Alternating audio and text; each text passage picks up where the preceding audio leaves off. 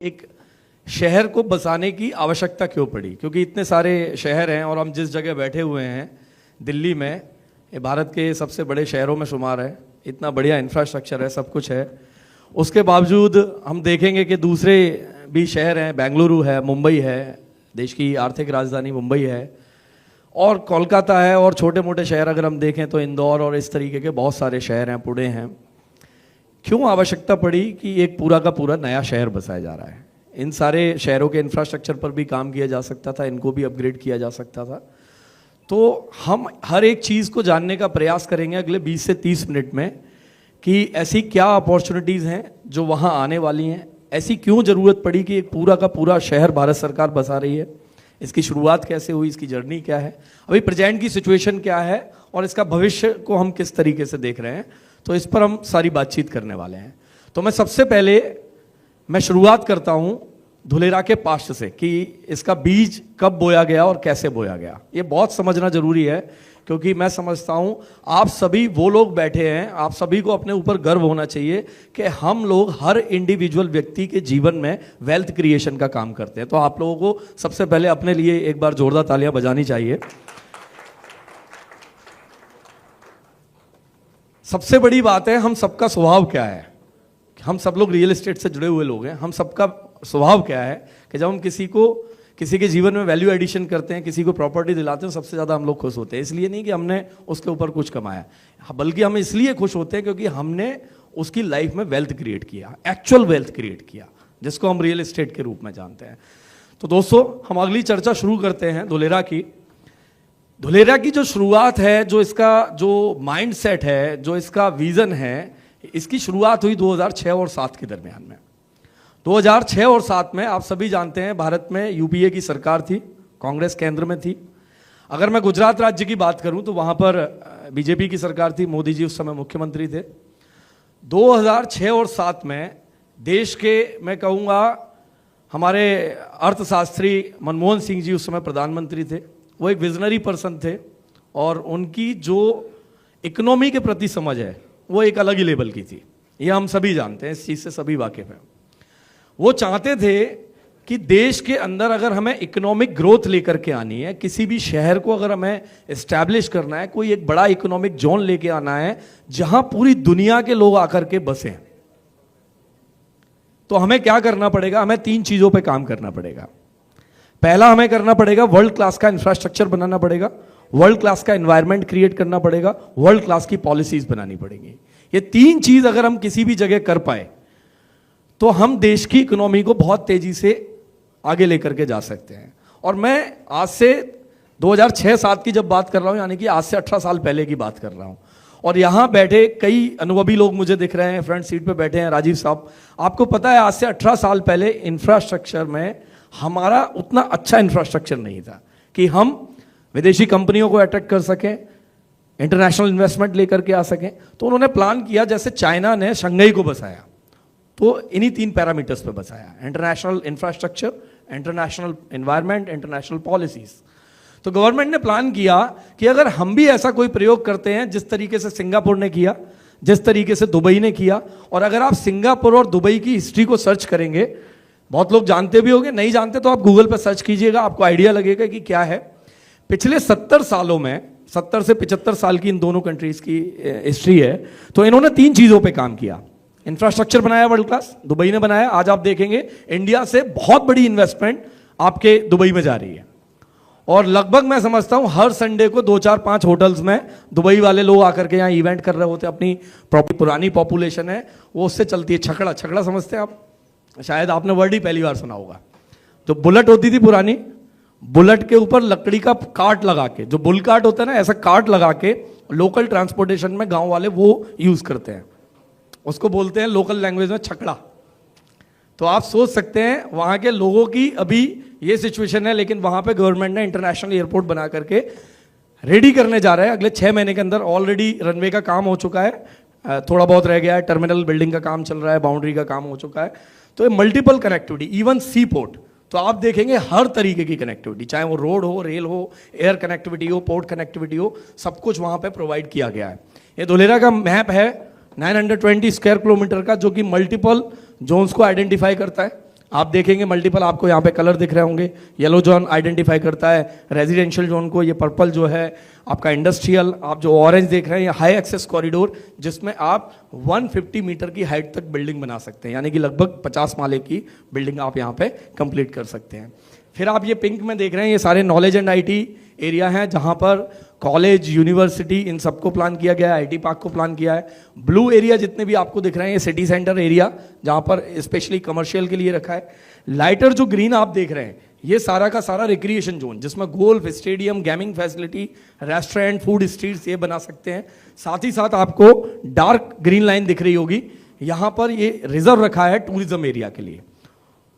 और जो आपको स्काई ब्लू दिख रहा है ये सारा का सारा CRZ का एरिया होता है, जो कि कोस्टल रेगुलेशन जोन। इसके बाद गल्फ ऑफ खंबात शुरू हो जाता है।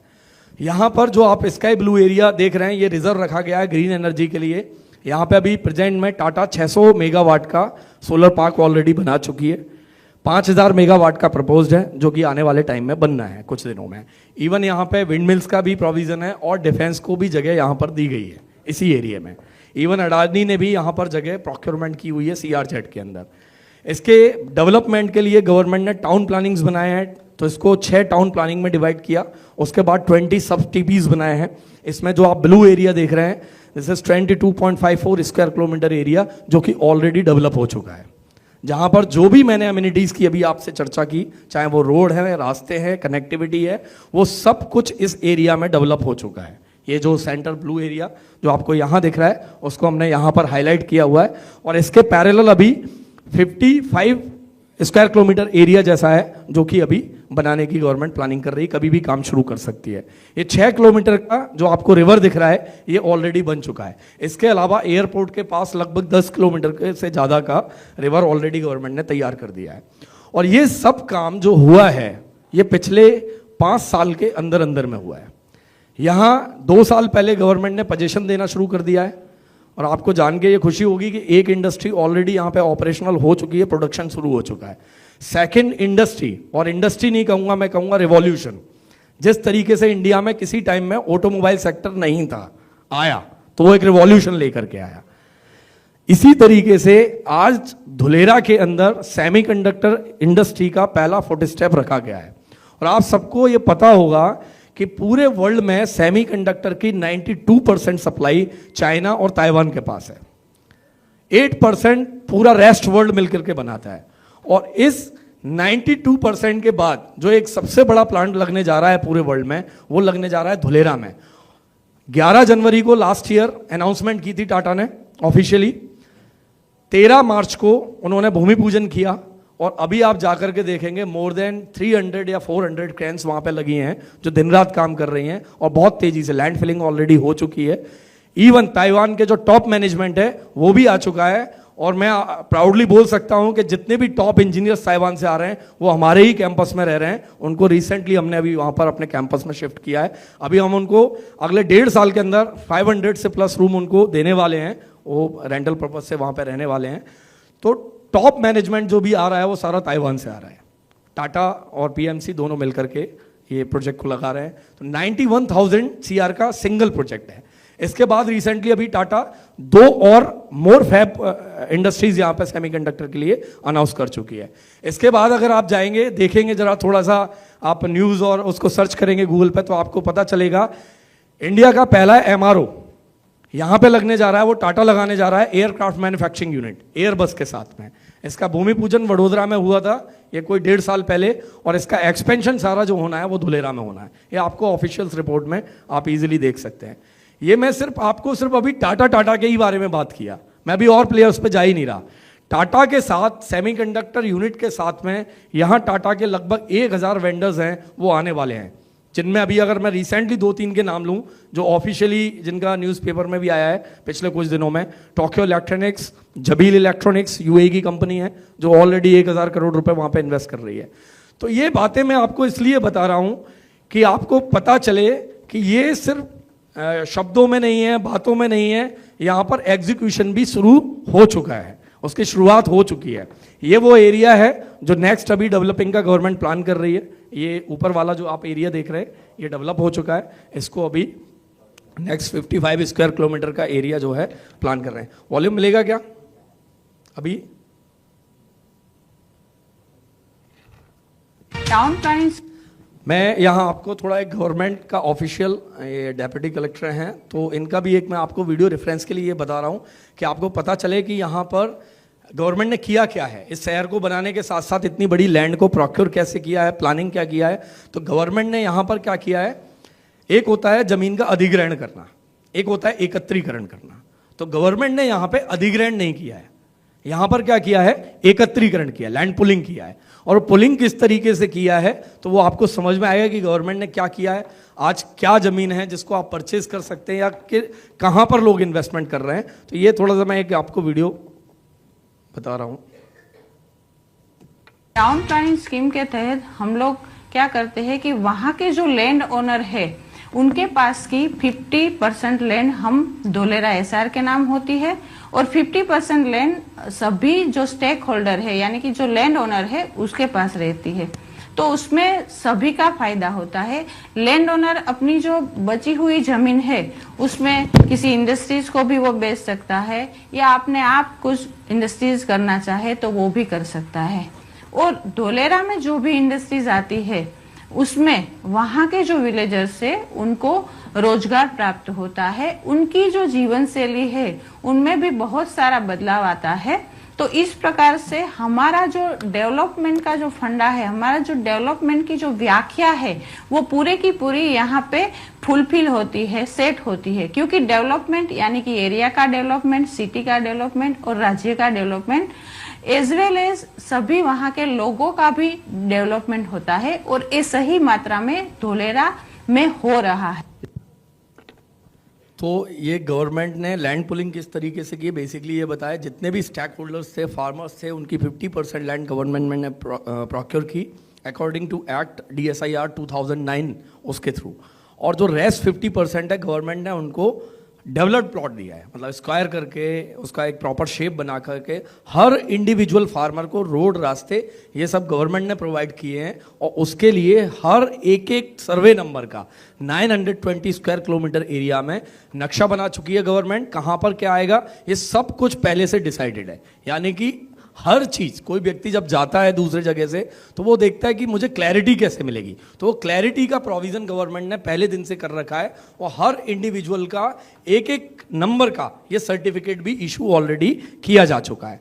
मैं थोड़ा सा आपको और यहाँ पे बता रहा हूँ तो आप समझ पाएंगे। जैसे कि ये आपको नंबर्स आपके यहाँ भी आप देखते हैं, सर्वे नंबर इसी तरीके से होते हैं, एक खेत के बाद दूसरा, और वो अनऑर्गेनाइज शेप में होते हैं। तो जैसे एक नंबर है 85 को गवर्नमेंट ने क्या किया, इस 85 को एक नया नंबर दिया 1788 और इसका ठीक 50% इस पूरे लैंड का यहां पर एक स्क्वायर बना करके इसको 18 मीटर रोड दे दिया। तो इस तरीके से हर इंडिविजुअल सर्वे नंबर का गवर्नमेंट ऑलरेडी सर्टिफिकेशन कर रखी है। जो सर्टिफिकेट मिलता है वो इस तरीके से DSIRDA जो अथॉरिटी है वो इशू करती है। तो वहां पर जो भी आप लैंड परचेज कर रहे हैं आपको मिलने वाला क्या है, किस जोन में मिलने वाला है, कितने मीटर का रोड आएगा, वो सब कुछ प्री डिसाइडेड है। सब कुछ एक एक इंच की यहां पर प्लानिंग की जा चुकी है, ठीक है ना। दूसरा, यहां पर एक सुविधा और दी गई है कि कोई भी व्यक्ति कहीं पर भी बैठा है दुनिया में वहां से बैठ करके रजिस्ट्री करा सकता है। बायर को यहां पर जाने की आवश्यकता नहीं है। और आप सभी जानते हैं गुजरात जो है पॉलिसी ड्रिवन स्टेट है, तो जहां पर जितना भी इम्प्लीमेंटेशन अच्छा हो सकता था वो मोदी जी एक पूरा एक सिस्टम वहां पर सेट करके आए। डिजिटल गवर्नेंस नो पायो नाख्यो हतो। नागरिकों को योजनाओं के लाभ के लिए, दस्तावेजों के लिए सरकार के पास फिजिकल रूप में आने की जरूरत नहीं होगी। એમના આજ વિઝનને જન સુવિધા અને રાજ્યના વિકાસ માટે બમણી ગતિથી આગળ ધપાવી રહ્યા છે મુખ્યમંત્રી શ્રી ભૂપેન્દ્રભાઈ પટેલ। સરકારી કચેરીઓમાં પારદર્શક, ઝડપી અને પેપરલેસ गुजराती में है इन शॉर्ट कि आपको यहाँ जाने की आवश्यकता नहीं है। यहाँ पर आप बिना जाए भी आप कहीं पर भी बैठे हैं वहाँ से रजिस्ट्री करा सकते हैं। पूरी की पूरी प्रोसेस ऑनलाइन है और ट्रांसपेरेंट है। वहाँ अगर 12:01 पर रजिस्ट्री एग्जीक्यूट होती है, आप अपने घर बैठे 12:02 पर ऑनलाइन चेक कर सकते हैं। तो तो ये गवर्नमेंट ने वहाँ पर सिस्टम डिप्लॉय किया हुआ है जो कि 100% ट्रांसपेरेंट है। एक सबसे बड़ी बात आती है पोजीशन को लेकर के। ये विषय भी बड़ा मैं क्योंकि मुझे बहुत सारे लोगों से आता है तो मैं मंच के माध्यम से ही आपको डिस्कस कर रहा हूँ कि लोगों को लगता है कि हम अगर कहीं इन्वेस्टमेंट करते हैं तो लोगों की ज़मीन पे कब्जे हो जाते हैं, ये हो जाते हैं। तो मैं आपको बताना चाहूँगा कि गुजरात पहला राज्य है जिसने लैंड ग्रैबिंग एक्ट बनाया हुआ है और ये करीब 2 से 3 साल पहले ये एक्ट बनाया गया था, 3 या 4 साल होने को आ रहे हैं इस बात को। तो जितने कब्जे किए भी थे ना वो लोग अपने आप छोड़ करके चले गए। उसमें प्रोविजन ये किया है कि अगर कोई भी व्यक्ति अनाधिकृत किसी की जमीन पे कब्जा किए हुए है, आप एक लैंड ग्रैबिंग के तहत आवेदन कीजिए, 6 मंथ तक नॉन बेलेबल ऑफेंस के तहत उसकी गिरफ्तारी है, कोई सुनवाई नहीं है कोर्ट में। तो अभी जो कब्जा किए भी थे जो सालों से, वो भी आज के टाइम में छोड़ करके जा चुके हैं। तो ये गवर्नमेंट ने पहला ऐसा राज्य है गुजरात जिसने ये पॉलिसी को वहां पर डिप्लॉय किया हुआ है। इसको आप जानकारी और भी ले सकते हैं। यहाँ मास्टर प्लान में 3 तरीके के लैंड पार्सल्स हैं, रेजिडेंशियल, इंडस्ट्रियल और मल्टीपर्पज यानी कि कमर्शियल, जिनमें यहाँ पर लोग इन्वेस्ट कर रहे हैं। लगातार इन्वेस्टमेंट इंटरनेशनल भी आ रही है। आप लगातार देखेंगे, अभी रिसेंटली मैं डिस्कस कर रहा था आपसे, ये 14 नवंबर की न्यूज़ है 2024 की, 1000 करोड़ का। टाटा का तो आपको हर दिन मिलेगा, आपको लगातार न्यूज़ में आता रहेगा। अभी परसों नरसों भी उनका लगभग इंडिया के हर अखबार में था कि टाटा ने रिसेंटली टाटा प्रोजेक्ट को हेड करने के लिए केसी एंग को लेकर के आए। केसी एंग फादर ऑफ सेमीकंडक्टर आप कह सकते हैं। और उससे 5 दिन पहले मेरे साथ में उन्होंने 5 घंटे हमारा कोई कम्युनिकेशन था तो साथ में ही थे हम लोग।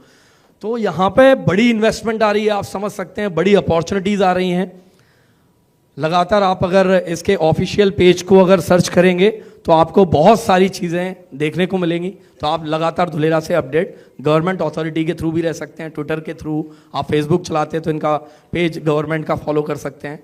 बाकी आगे फ्यूचर में जो भी डेवलपमेंट्स आ रही है, यहाँ सुधांशु भाई हैं, हमारे गुप्ता ब्रदर्स हैं, आपको इनसे जानकारियाँ मिलती रहेंगी। अब मैं बात करता हूँ, मैंने आपको पास्ट बताया, प्रेजेंट में बताया कि क्या चल रहा है। अभी हम थोड़ा सा फ्यूचर पे बात करते हैं। आप सभी रियल एस्टेट के जानकार बैठे हुए हैं, आप सभी को पता है कि दुनिया में रियल एस्टेट ग्रो कैसे करता है।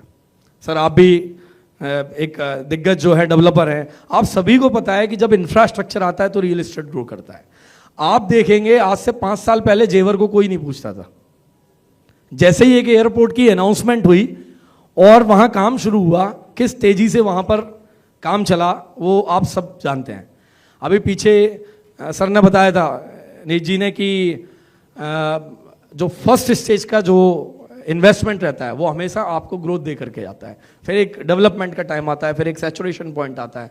आज धुलेरा में जो है अनाउंसमेंट्स हो चुकी हैं और ग्राउंड पे डेवलपमेंट का काम शुरू हो चुका है। तो आज जो भी जा रहा है वहां पे, वो आने वाले टाइम में मल्टीपल जो डेवलपमेंट्स वहां पे आने वाले हैं, डिफरेंट माध्यम से उनको फेस करने वाला है। और रियल एस्टेट के अंदर ट्रिगर्स होते हैं। ट्रिगर्स किस तरीके के आप सभी समझते हैं, वो कैसे ट्रिगर्स होते हैं। ट्रिगर्स, एक हाईवे निकला, एक ट्रिगर दब गया, प्रॉपर्टी जंप कर जाएगी। वहां पे कोई एक बड़ी यूनिवर्सिटी आ गई, आपने कोई प्रोजेक्ट डाला, आपके प्रोजेक्ट के पास कोई यूनिवर्सिटी आ गई, अनाउंसमेंट हुआ, प्राइजेस बढ़े, उसका काम चालू हुआ, प्राइजेस बढ़े। कोई नया सरकारी दफ्तर आ गया, कलेक्टर आ गया, आरटीओ दफ्तर आ गया, कोई भी नया हॉस्पिटल आ गया गवर्नमेंट, क्या होगा, प्राइस अप होगा। और धुलेरा में मैं आपको बताऊं, हर 6 महीने के अंदर कोई ना कोई ट्रिगर दब रहा है, हर 6 महीने के अंदर। और मैं आपको अगले 2 साल, 3 साल और अगले 10 साल तक का बता सकता हूं कि ये ट्रिगर्स अभी लगातार जो है वहां पे दबते जा रहे हैं। जैसे अभी आप देखेंगे रिसेंटली वहां एक इंटरनेशनल स्कूल का काम शुरू हो गया, प्राइस अप। हॉस्पिटल का 200 बेड का काम चालू हो गया, क्योंकि बेसिक इंफ्रास्ट्रक्चर है जो वहां पर चाहिए ही चाहिए। अभी फैक्ट्री का काम शुरू हो गया, आने वाले 6 महीने के अंदर एयरपोर्ट पर ट्रायल होने वाला है, अगले 6 महीने में एयरपोर्ट चालू हो जाएगा, ऑपरेशनल हो जाएगा, मेट्रो का काम शुरू हो जाएगा। यानी हर 6 महीने के अंदर एक ना एक ट्रिगर अगले 20 सालों तक, जब तक ये शहर कंप्लीट नहीं हो जाता तब तक यहाँ चलता ही रहेगा। क्योंकि बहुत बड़ा एरिया है, गवर्नमेंट ने इसको कंप्लीटली 920 स्क्वायर किलोमीटर को लगभग 2040 का टारगेट लिया इसको डेवलप करने का, जिसमें से जो एरिया डेवलप हो गया वो मैंने आपको बताया कि कितना हो गया। ये इंफ्रास्ट्रक्चर के कुछ फोटो हैं जो वहां पर लगातार, तो आप समझ सकते हैं कि आज आप जो भी इन्वेस्टमेंट करेंगे वो आपको मल्टीपल रिटर्न्स देने ही वाला है। आप चाहे छोटे स्केल पे कर रहे हैं या बड़े स्केल पे कर रहे हैं, लेकिन आपका इन्वेस्टमेंट, आपके इन्वेस्टर का इन्वेस्टमेंट वहां पर ग्रोथ लेकर के ही जाने वाला है। और सबसे बड़ी चीज, मैं आज इन्वेस्टमेंट को भी थोड़ा सा दरकिनार करता हूं। एक दूसरी बात आप सबसे मैं चर्चा करता हूं, जो बिजनेस अपॉर्चुनिटीज धुलेरा के अंदर आ रही हैं वो मैं समझता हूं कहीं पर भी नहीं है। क्यों? क्योंकि यहां विदाउट कंपटीशन आप किसी भी धंधे के अंदर एंटर हो सकते हैं। हर धंधा खुला हुआ है। आप कंस्ट्रक्शन से लेकर के लेबर सप्लाई, मटेरियल सप्लाई, आप होटल बनाओ, हॉस्टल बनाओ, आपको जो बनाना है वो बनाओ। अगले 2 साल के अंदर में अप्रोक्स 25,000 लोगों की माइग्रेशन वहां पे होने वाली है। और 25,000 लोग जहां पर एक साथ अगले 1-2 साल में आएंगे तो आप समझ सकते हैं हर बिजनेस वहां पे ओपन होने वाला है। तो आज मैं ये नहीं कहूंगा कि आज आप इन्वेस्टमेंट कीजिए, मैं ये कहूंगा कि आप कनेक्टेड जरूर रहिए। जब आपको मौका मिले आप उस अपॉर्चुनिटी को ग्रैब कीजिए। यहां पर तो मैं कहता हूं कि लैंड ऑफ अपॉर्चुनिटी है। हर दिन नई अपॉर्चुनिटीज आ रही हैं। आप उनको कैसे एक्सप्लोर कर सकते हैं ये आपको समझना है। तो थैंक यू।